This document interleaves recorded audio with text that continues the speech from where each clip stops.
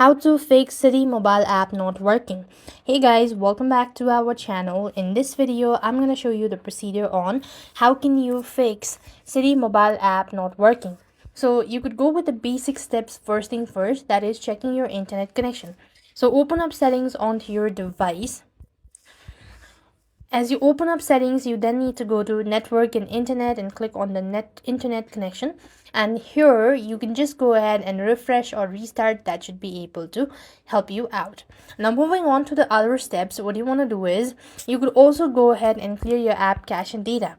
For that too, you want to open up settings onto your device and go to the app list from the section, click on Citi mobile, and you want to go to storage and cache, and here you just want to go ahead and make sure to clear cache. That should be able to fix.